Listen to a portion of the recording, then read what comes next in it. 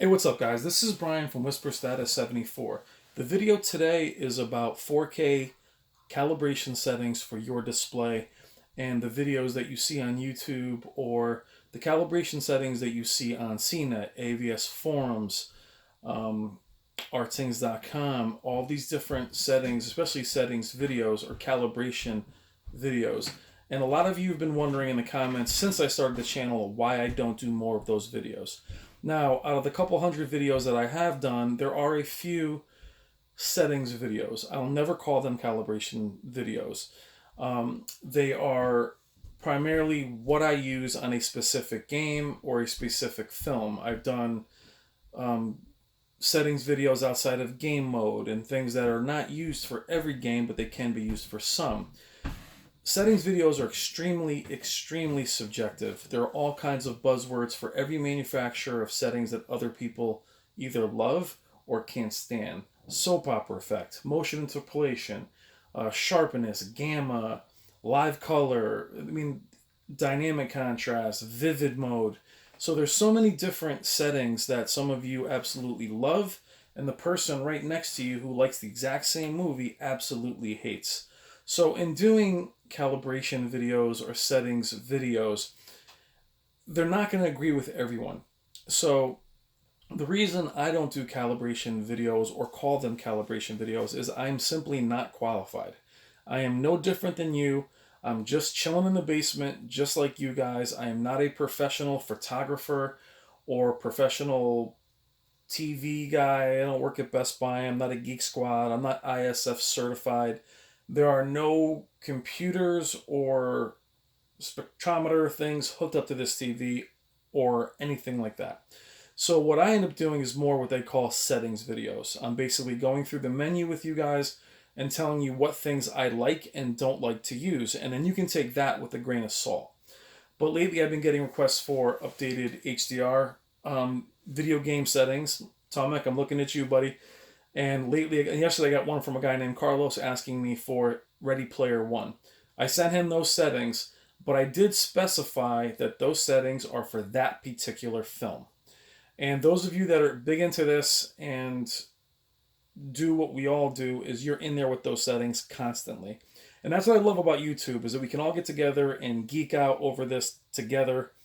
And if you're not one of those people that messes with settings, I wish I was you. I wish I was that content. I wish I just popped it on and did whatever there was and just watched the movie. But I have to mess with the settings for every different piece of content. So for me to give you a daytime or nighttime vivid movie setting, it might look amazing on the movie you see on screen right now, but will not look good on a movie of the same year filmed a different way. They're both HDR. HDR has also added a whole nother wrinkle to that on, what's off, what changes for color, everything else. So that's the biggest reason why I don't do them. They're highly subjective.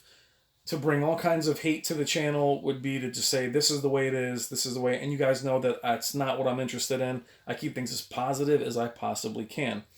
But this is the reason I don't do those videos. I don't want to tell you what is right or what is wrong because you know as much as I do. I'm simply not qualified. There is no training, but me sitting in my room looking at what I like to my eye.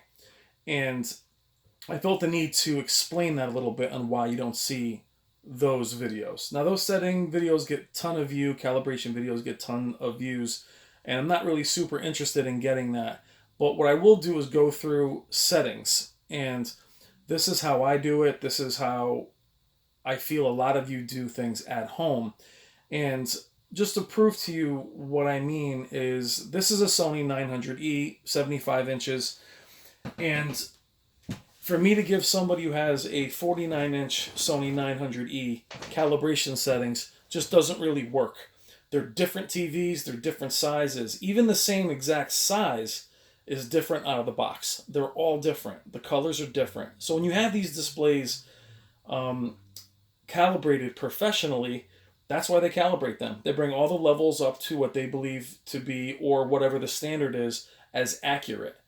Well, I'm not going to go into is calibration worth it or not. as that is a video for another time.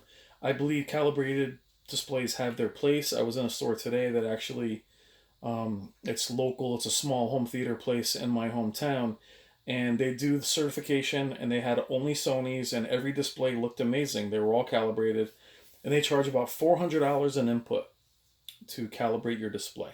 So here's the issue with something, and I'll do a video on that some other time. But in the comments, let me know if you've had your displays calibrated in the past, what you thought, if you used Geek Squad or you used anything.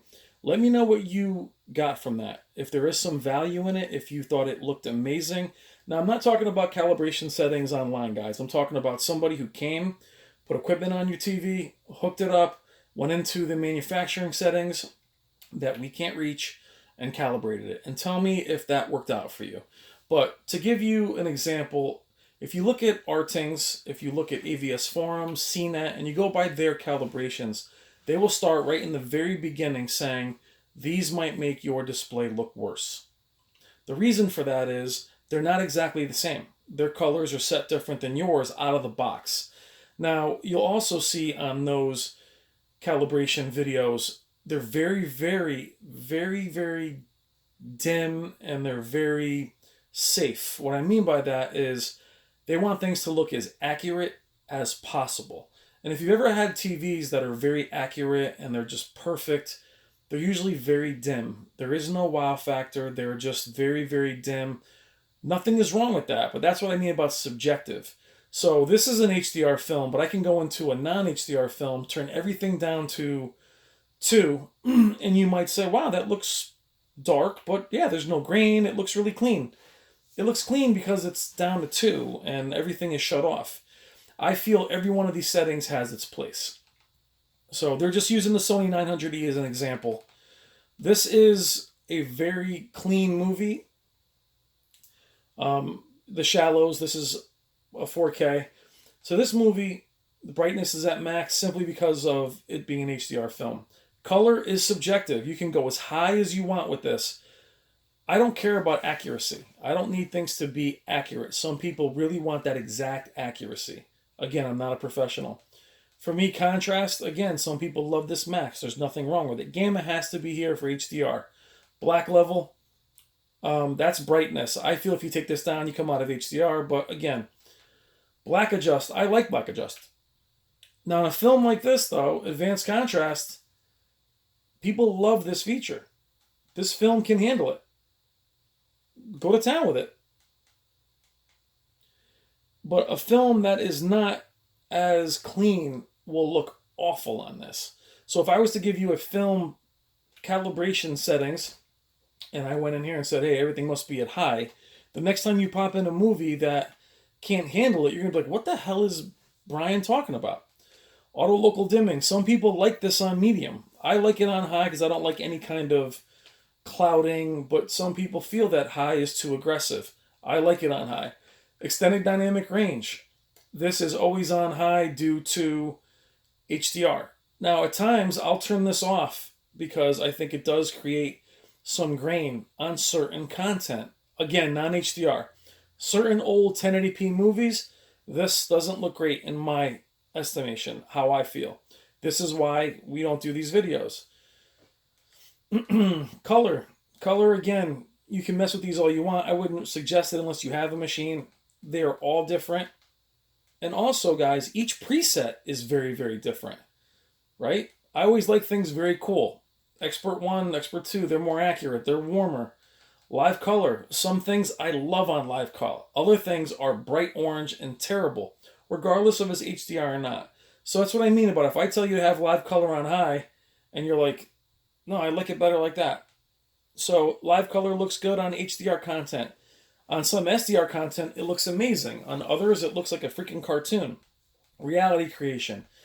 I don't use it much. People love it. Random noise. I usually have these off. Smooth gradation. I don't like this feature. So what I'm saying, guys, is everything is very, very subjective on all of these things. It'll be different from video to video, from movie to movie. That's why I don't do a lot of them. I'm happy to share them for specific movies, but I hope you'll understand why I don't do them, as I'm just not qualified to do calibration settings. Let me know what you guys think, if you calibrate your TVs or not. Take care, guys.